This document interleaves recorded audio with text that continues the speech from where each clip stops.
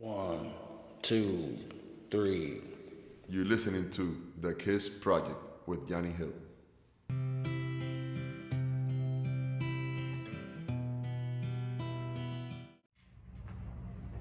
Welcome to the Kiss Project, and here we are again in another intimate session where we're going to go back. Yeah, we're going to go back and pave those roads that were left very, very, very, very rocky. We have many of those pathways, roads, whatever you want to call them. But the truth of the matter is that, like I've told you, my name is Yani Heath, and this is the Kiss Project. The Kiss Project is a project of love. It's a project dedicated to women that are going through rough periods of time right now, especially those women that are in prison, women that are getting ready to reintegrate themselves in society, and they have a lot of emotions right now, emotions that are all over the place. They're scared, they're afraid, they don't know how they're going to restart their lives, they don't know how they're going to make it in society and not be back in places they don't want to be. And that's what the KISS Project is here to do. We're here to help you emotionally, so please feel free to reach out at kissprojectpodcast@gmail.com. It doesn't matter where you're at in the world. It doesn't matter the situation you're in.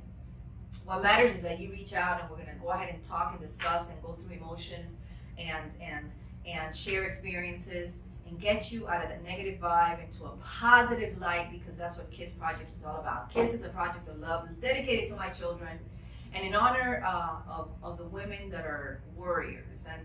And in order to go ahead and follow up and continue with the path of restoration, emotional restoration, we always have to go back, right?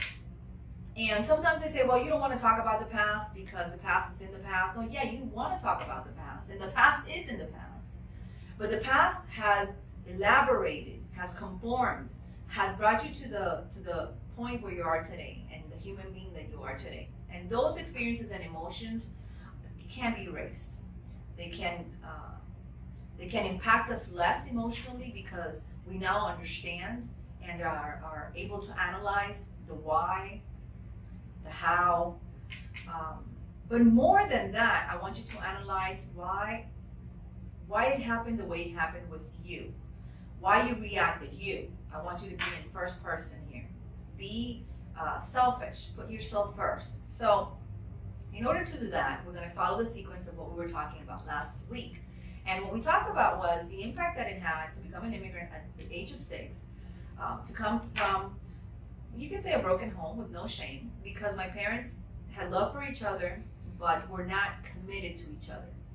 And detachment, that's what we talked about last week, when they pull you from everything you know and how that impacts your personality and the person that you become over the years. Well, now we're going to talk about sense of belonging, sense of commitment. And as we discussed belonging and attachment last week, I realized that one of the highest, greatest impacts that my emotional well-being had as a child was the impact when I had to leave everything behind. And because of that, I always ran. I never looked back. When I saw myself in a situation emotionally was going to hurt me, that was it. I was out. And that also brings me to commitment. The word commitment for me has been very hard. And it has impacted my social life, my life with my partners, with my intimate relationships greatly. And like I said, and I invited you last week, hey, sit down and analyze your sense of belonging, your sense of attachment to things for 3 minutes. That's all I want you to do. Sit down and think why you react to situations the way you do when it has to deal with attachment, belonging, being part of.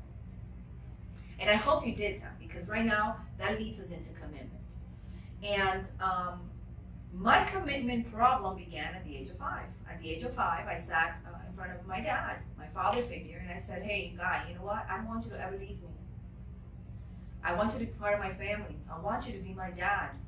Don't walk away from me. Don't leave my mom. I don't want you to leave my mom. I did that at the age of 5. I practically begged him. I just didn't do it. I just didn't say it like this, like emotionally detached that I am today, because I understand it. I've been through it. I suffered it emotionally. I cried over it enough times.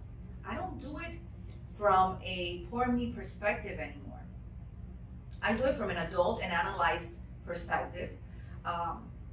And because I did that, I realized today that my sense of commitment in relationships with men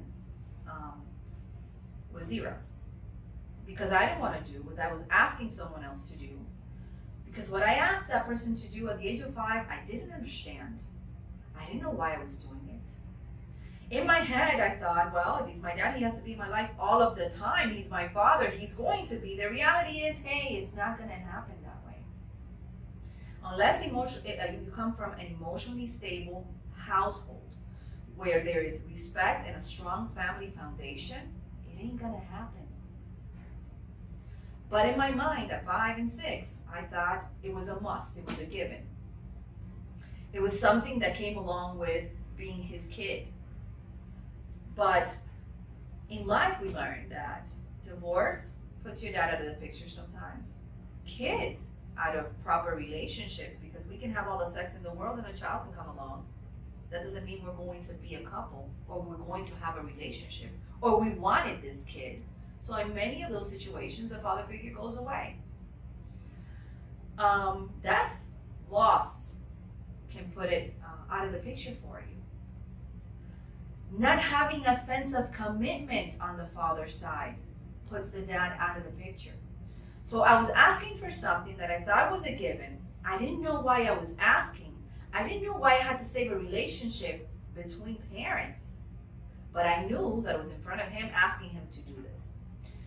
And because I knew there was something wrong, although I didn't understand why, I didn't want to be in that same situation. I didn't want to be stuck.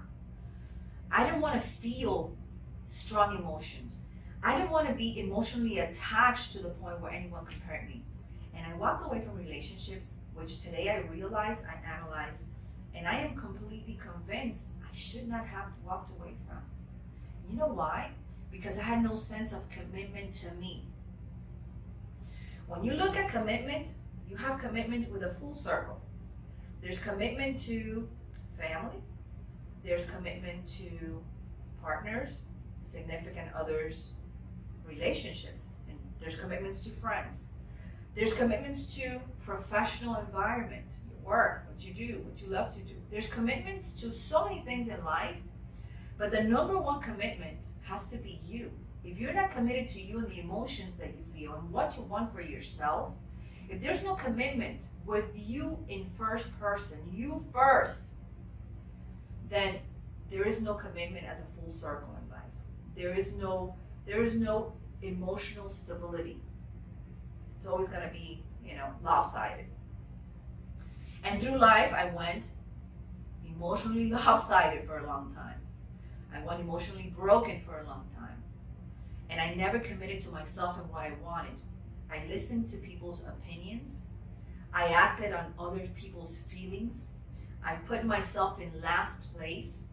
I refugied myself in what was gratifying because I felt I was good at it, and usually fell in the professional aspect. I was very committed to family. And when I say was, I say with no shame and with no guilt. My family is first, and I understand that that's clear to me. But first in the sphere, first in an order of progression, I'm 0. My family's number 1.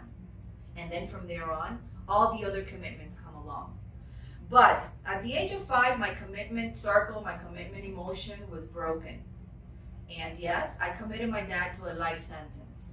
A life sentence that ended up being, to a certain extent, a disaster in front of my eyes. And it's no criticism. It's the way that I see my baggage or my past in many aspects when it comes to women-men relationships between human beings, as partners, as husband and wife, as boyfriend and girlfriend.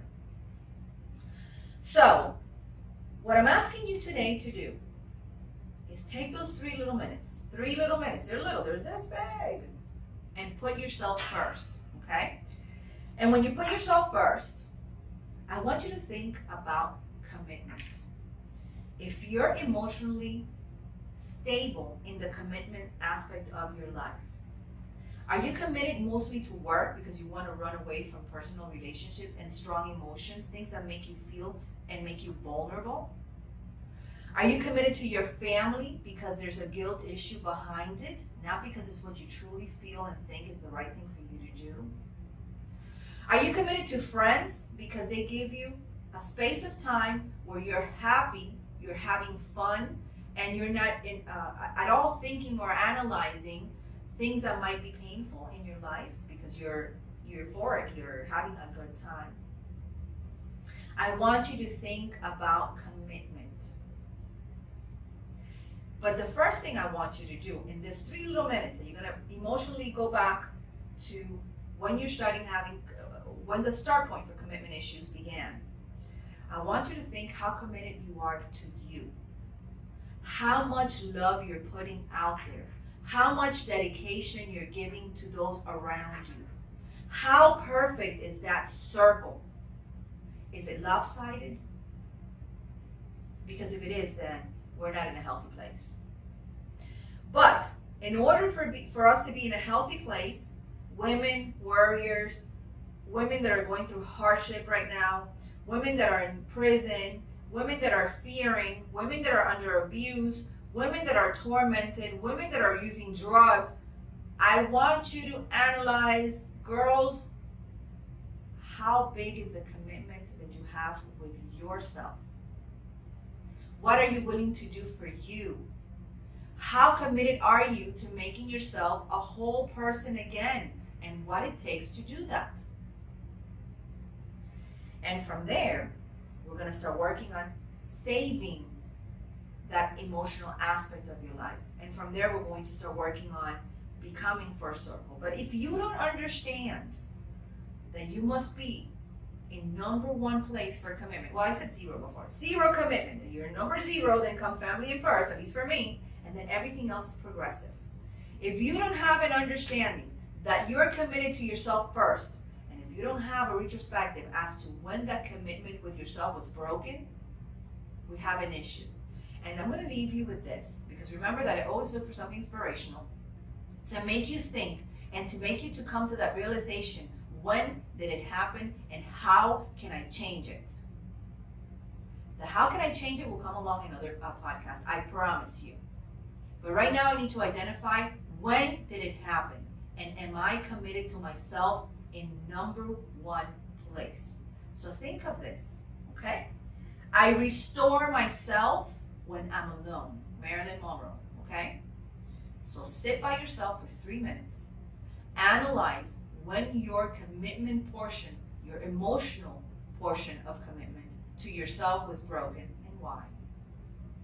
And write to me. You can see me on Spotify. You can go to Google Podcasts. You can go to Apple Podcasts. You can write to me at kissprojectpodcast@gmail.com. And soon you're going to see us live through YouTube. You're going to see us live on social media, Instagram, Facebook.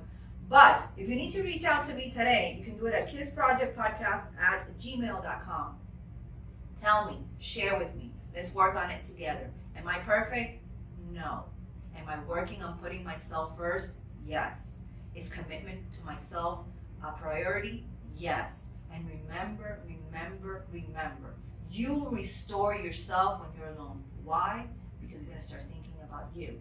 We're going to go back. We're going to go through emotions. We're going to probably cry. We're going to go ahead and feel anger. It's all okay if at the end of the day, the commitment with you is in first place. This is The Kiss Project, and I'll see you next time in the next podcast, and we have a lot more to come. And remember that this is a project of love, The Kiss Project. See you next time.